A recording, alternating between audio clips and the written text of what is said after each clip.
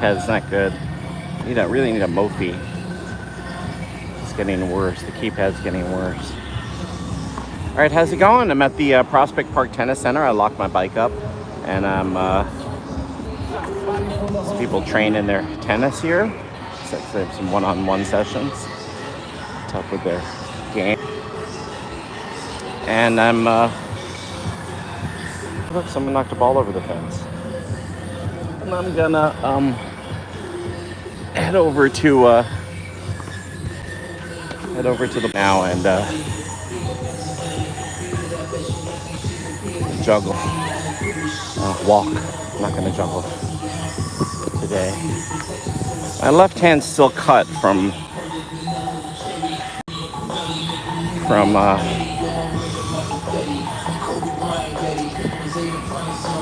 juggling 2 days in a row. So I don't want it to open up. I'm gonna put more aloe on it or Vaseline. It's just a little screwed up. But that's what happens when you juggle rings like high level. I need a sander again. Like some really fine grained sand. You do that to the Airflight rings. These rings are old. So I get some new ones. But Dubai's closing and going on with my life here. But this is gonna be my longest walk in a while. I used to run a lot, like 30 miles a week, but with my dentures, I didn't do anything. So there's a lot of Caribbean like family parties and stuff, and they're kind of booming that box. They got a DJ here. They could hire like a DJ for a few $100 weekend party. But anyway, we're going through the main gate. Here's some horses. It's like Poseidon. Why is Poseidon on a horse?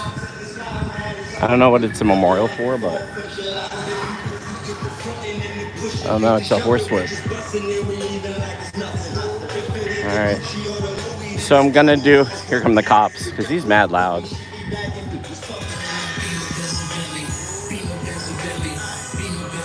Yeah, the cops just pulled up. Mad effing loud. They're gonna say they have a permit or some shit. Alright. Yeah, undercover vehicle. Oh, what's the matter, officer? We ain't doing shit. Yeah, it's too much. They're just blasting a little bit. This is the entrance to Prospect Park from the, I guess this is the southeast gate. There are several gates, and on the north side is Grand Army Plaza. But we're entering here we're gonna make it onto the loop in about 4 minutes. Then I'm gonna walk around the loop. It's about a 5K. I remember training for the marathon. This is one of the hillier runs, but shout out to my brother again for helping me with my move and giving me a $4,000 loan, $5,000 loan to keep going here in New York. So I'm paying back as I work. I know he said he'd been biking here with his son and wife and daughter, but I'm just doing a walk by myself. Anyway, I hope he's well.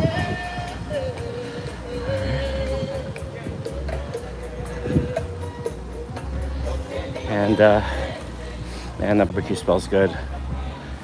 Charcoal smells like chicken and corn. But thanks for saying hello. Who is this? Kitty Wifey? Kitty Swift 12. Thanks for saying what's up. So I'm gonna try 5K here. My brother and my niece Devin also said that they're gonna start doing short runs again and maybe half marathons. I cheered my niece on when she ran the New York City Marathon. New York City Marathon does not go through Prospect Park, contrary to popular belief, but the Brooklyn Half traditionally does, unless they change the route. But I haven't run an official race, I don't know, in like 12 years, New York Road Runners. The other thing is shout out to Jack Hershowitz and Ruth Leibowitz, some older runners. Jack's 80, and Ruth is as well. But they always made me smile at the races. Jack would joggle through them and run to like his wife and his daughter and son. So funny, he's a doctor. Dr. Jack, and Ruth was this curmudgeon-y Jewish woman with all these tattoos all over her body. She used to run like 24-hour races, like unbelievable athlete. Like she would run like 100 miles. She did like the Vermont 100, I think. 100 miles, guys. She'd do these crazy double and triple marathon runs every weekend. She's a weekend warrior. She was a tech worker, I think, for the city. She had a stroke. She said she had a few strokes the last few years. Her heart has been giving out. And she was always this crazy super athlete. I'd see her at the races. And, you know, because I'm no athlete, I'd be like in the 10-minute mile pace. And there'd be Ruth, and she's like, well, I'm going to go slow today because tomorrow I have a 50-mile race, so I got to take it easy today, or something like that. Or next weekend I have a 50. She's just hilarious. She's always kept it positive, was friendly. And my father had gotten sick, and she's a member of Stephen Wise, the synagogue I went to as a boy. And, you know, some people are like, you know, my mother's Christian. What the fuck are you doing here kind of people sometimes. But, you know, most people that go to temples are pretty fucking decent. So, but it's just that feeling, you know. But they were very nice to me, let me pray for my dad, and, you know, each week. So thanks to them. And because he's a converted Jew, but he was, you know, bar mitzvah, and he became a Christian after he married my mom. You know, when he remarried again, he decided to convert in the 90s for 9/11. So keep going. But back to the Brooklyn Half. Yeah, it used to be you do a loop here and then run down Ocean Parkway, a loop or two, then run down Ocean Parkway and end at Coney Island. So that'd be 13 miles. But just walking. If you don't know, the marathon was created by Koch, Mayor Koch, to make the city safer. He wanted more people to they want neighborhoods to be safer. You know, it was the 70s, there was a lot of graffiti, gangs, people didn't feel safe walking in the park. And the marathon was traditionally, you just run around the park 4 times and then a little bit more. It's 6.02 miles, Central Park. And they decided to create a sojourn through all 5 boroughs so that every neighborhood could cheer on these runners. And it'd be a unifying thing for the city. It really worked. So really opened up the city again to a more positive time. The marathon brought all 5 boroughs together. And then year after year, they kept going with the route going through all 5 boroughs of Manhattan. There's, it starts on Staten Island at the Army base, goes to Brooklyn, through downtown Brooklyn, all the way up through the Art Center, through various neighborhoods. You know, goes through Queens, you're crossing bridges. People are cheering in all these neighborhoods, from warehouses, from poor communities to poor communities. It's really quite a nice race. It's a little hilly, they say, compared to the other top races in the world. But to this day, it was created for a safer city. Like, that's its legacy. So if you run the marathon majors, Jack does, I'd like to know the backstory of like the London route or Tokyo or Berlin, Those are the other big cities that have marathons every year. And then you get a special award and ceremony if you run all of them and complete all of them. Like, like getting an Olympic medal if you do. I think there are 5 in around the world. Tokyo, London, New York, Berlin, and there's one more I can't think of, I think. It used to be that if you ran all the half marathons, it was called the Grand Prix. So you'd get a Grand Prix certificate. It was like a flag. I've never owned a car, by the way. But I always thought, oh yeah, life's getting better. I'm a math teacher. I'm running half marathons. Life is going to be good. Maybe I'll meet a wife. Have a lovely family, live happily ever after, Who knows? So I used to run the Grand Prix. So I still have those. I got to frame those because those are kind of rare. There aren't that many who do the whole circuit, if I were to guess, because like 50,000 do the marathon, but maybe like 3,000 to 5,000 at these half marathons. Maybe it's more now, but maybe a team will do all 5 boroughs. Usually they just want to represent their like home borough. So if you live in Brooklyn, you'll run Brooklyn. Whatever. How's it going? Do you like metal? I like some metal. When I ran, I would run to some metal, some AC/DC, some like old school rap. I was never into gangster rap. New York music, ska, B-52s, whatever would like sounded like fun music to run to. Billy Joel, I don't know.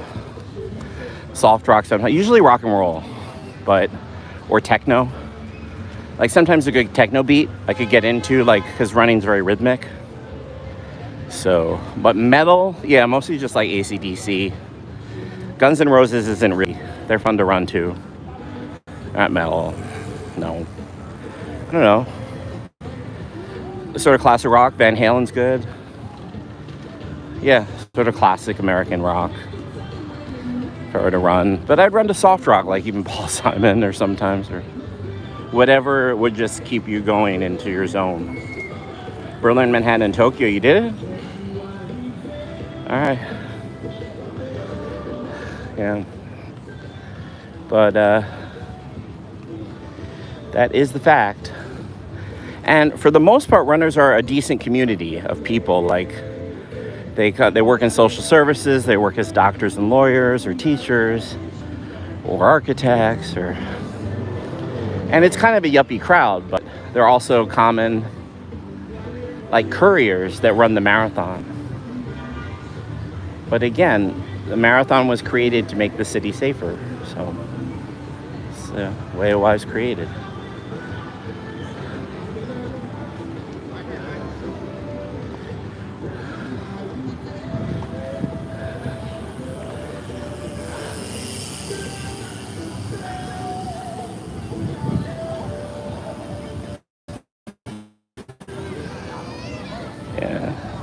Happy birthdays here by the lake. They have these little paddle boats here. Went on a paddle boat date here once. It's kind of nice. I think I did all the paddling though. She was kind of lazy. She's kind of a beach bunny.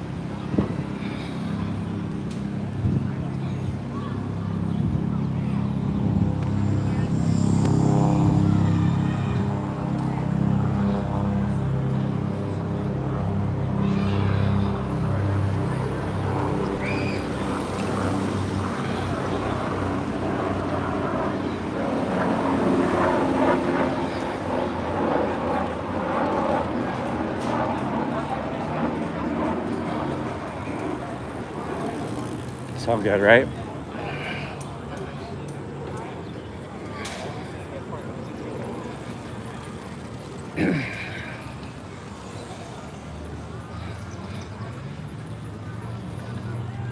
Folks just chilling.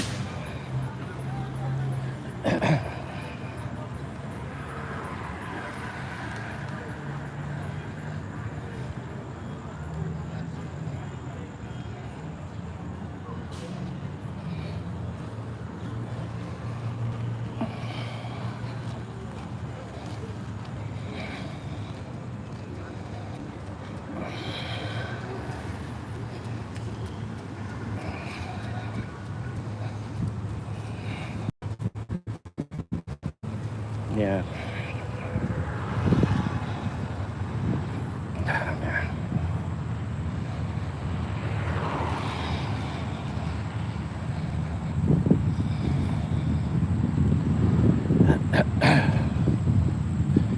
So anyway, Matt C, what's up? Thanks for saying hi.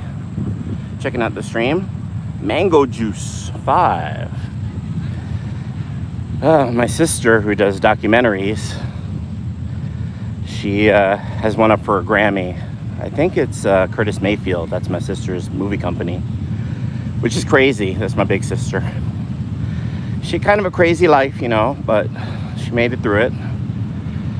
And one of her first short films was Mango, the Mango Eater or something like that. It was something quirky. Eating mangoes. And then my mom wrote a play, The Mango Tree, where there's this little girl, in honor of my sister probably, with all these Hawaiian myths. All these mythological creatures come to pay respects to the mango tree and to give her and play with this little girl. Anyway, it won the Hawaii Prize.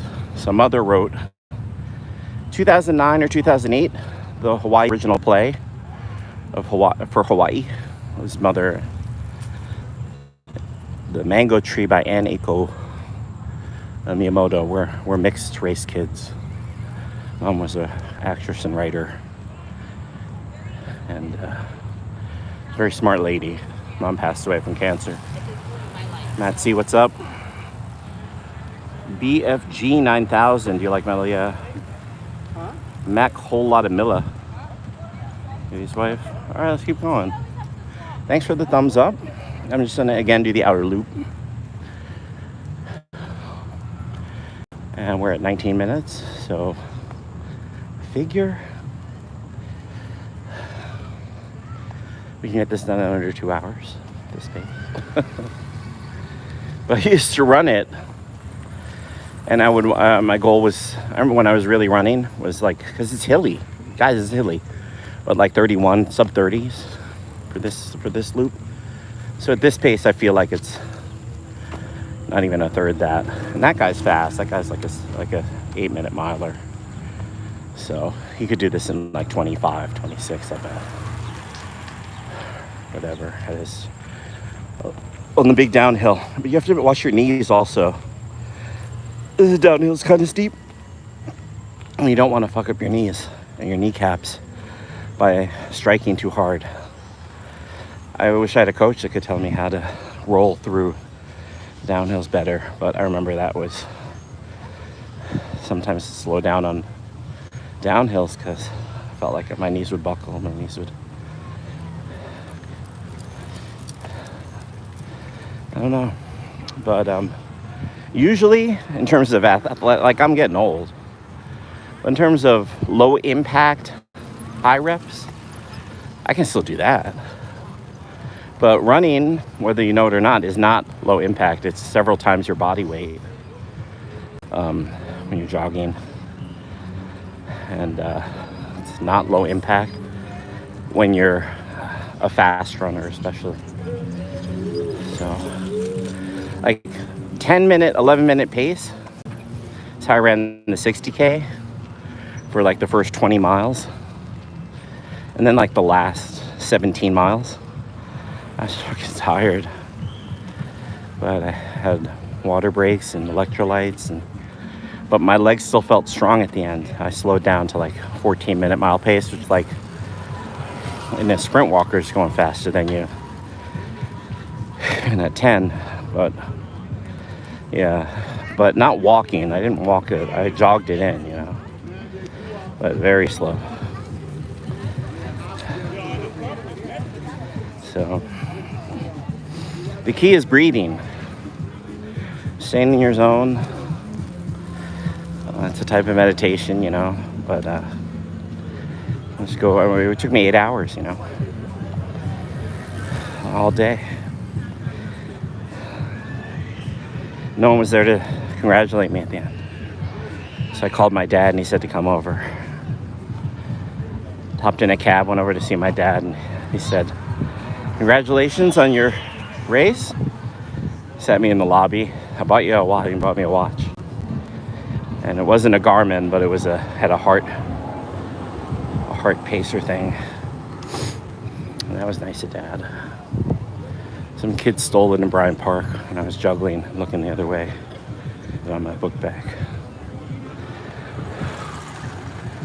Oh well. But, good dad. Understated.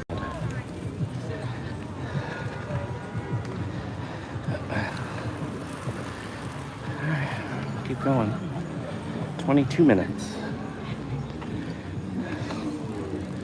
See what happens up the hill and make it to Grand Army Plaza. See what happens, right?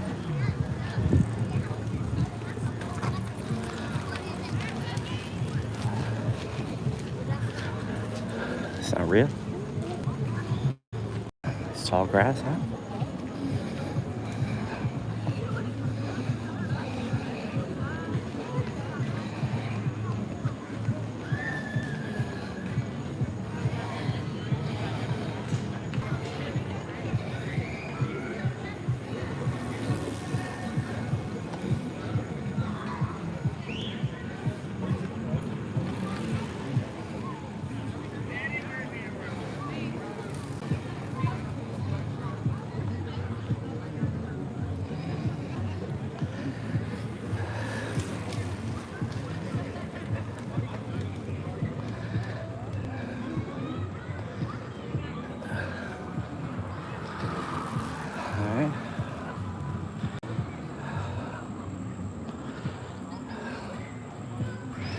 So this is Prospect Park, New York City, and we're just in the outer loop. There's also a nice lake in the middle, and gardens. There's a zoo on the side. There's the Brooklyn Library. Maybe I can show you the Stone Garden.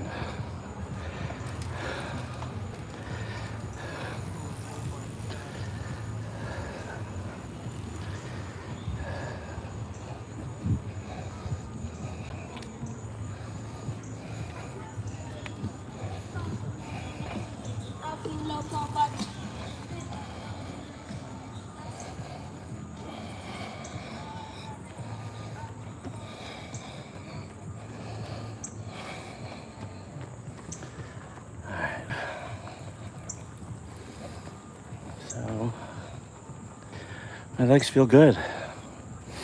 If you've ever done the loop before, this is a really nice section. And if you've ever ridden on a bike, it's a small uphill, but like the pungent smell of like nature, like you're not anywhere. It's nice and green, earthy smells, and I think it's the garden on the left too.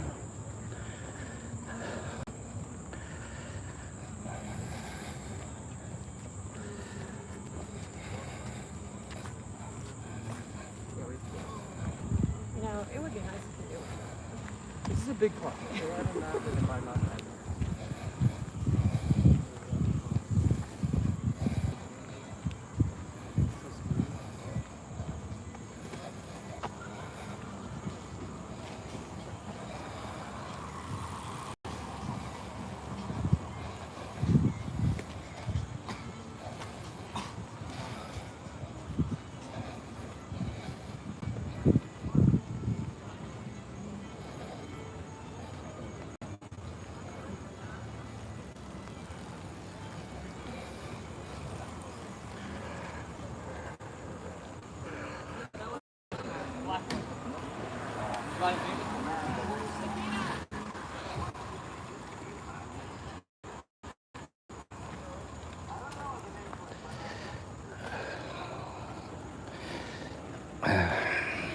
Well,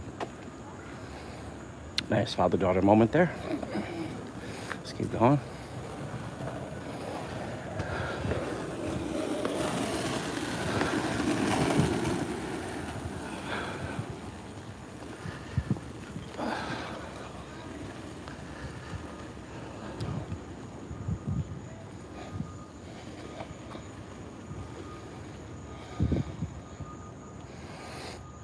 Yeah, so on the right is the Prospect Park carousel. It's very similar in build to the Central Park one, which is the south of the 72nd Street Transverse. I used to street perform at the one in Manhattan for tips. So going on with my life.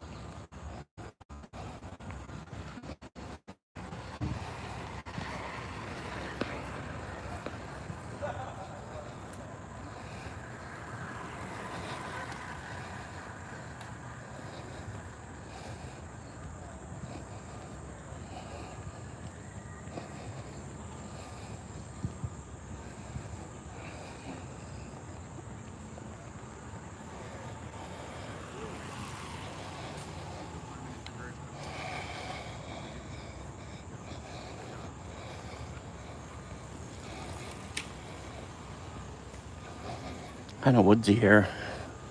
They have these paths that sort of wind around like the Rambles in Manhattan. They're kind of nice. They're sort of like a maze. I'm sure you could get a Prospect Park map or zoom in on Google to check it out. And some of the trails, what people don't know, some of the trails are marked either on the lampposts or they just spray paint on a tree. So then they have like nature walks. They go by the right oaks and keeps you away from the poison ivy. I might show you some historical landmarks or something from, I mean, it's Prospect Park, so it could date back to the 18 or 1700s even. Some of the relics in the park.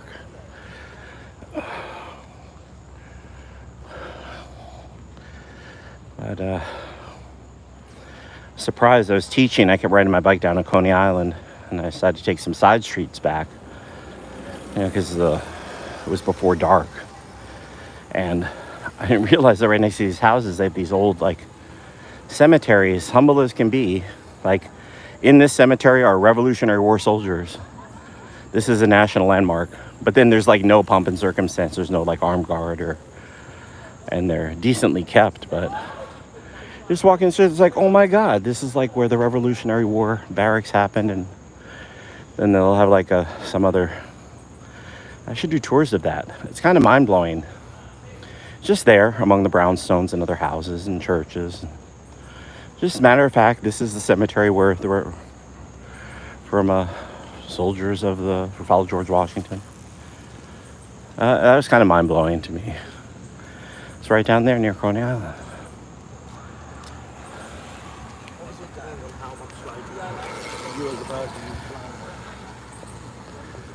All right, I think this is the zoo. And there's some zoo exhibits. But how's it going? And my battery's getting low again.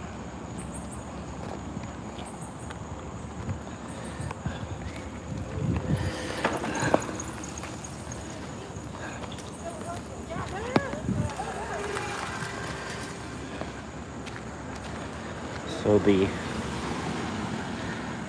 a keypad, but this is an old iPhone 11, so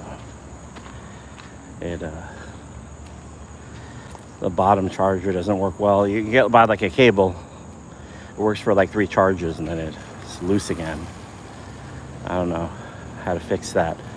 I don't know, maybe I never tried was like a little piece of aluminum foil or some type of foil conductor. There's got to be a YouTube hack on that, like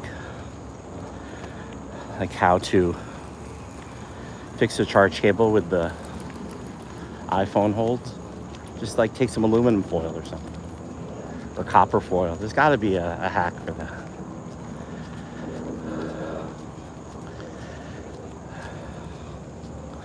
All right, let's see what this memorial is.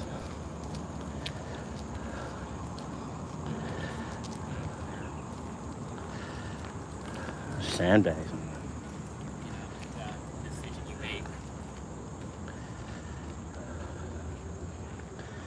Yeah, I haven't walked these side paths. So. The site of the Dongan Oak.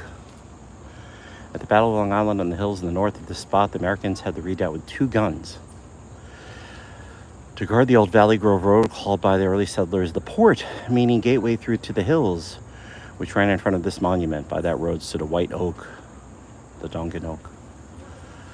In the patent of Governor Dongan, November 12, 1865, as a marker between Flatbush and Brooklyn, this tree was therefore cut down and thrown across the road. With the dense woods on the south and the swamps on the north, it's a friggin' tick on my arm, it made an important obstruction. Americans commanded by General Sullivan valiantly defended this position against the Hessian General de Hester, until attacked from the rear by British troops under General Clinton. Then they retired in good order, bringing off their artillery. This monument, dedicated on November 25th, 1922, was restored by the Prospect Park Alliance. Alexander Ettel, the original caster, recreated F.W. rock skulls, fill in plaque. D-Day, June 6, 1991. Wow.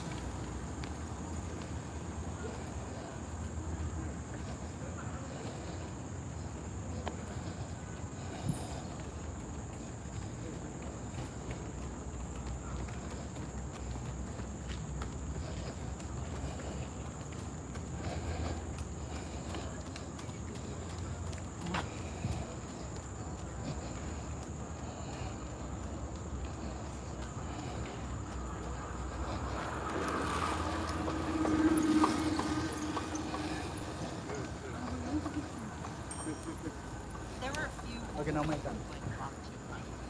My turn. Take the box.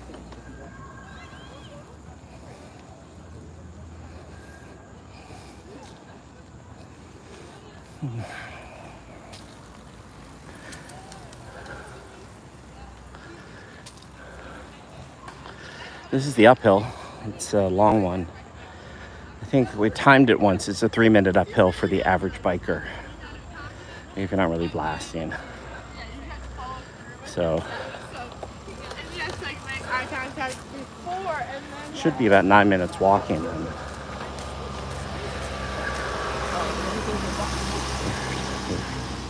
12 minutes. So we started at about 34. So let's see. And to the left is a large, like, great field, large enough for a football game or soccer game. When we get to the top of the hill, yeah.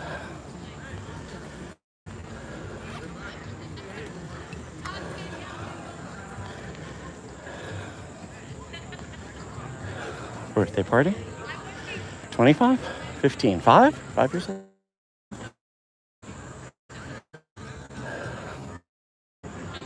Backed up.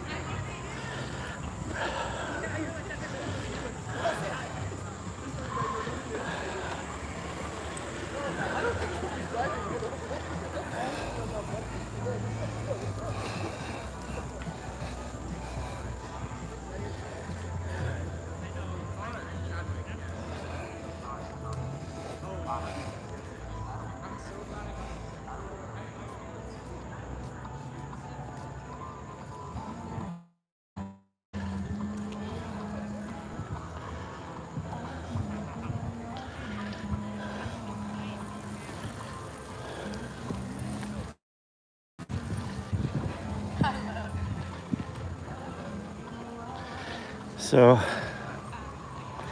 again, thanks for the thumbs up.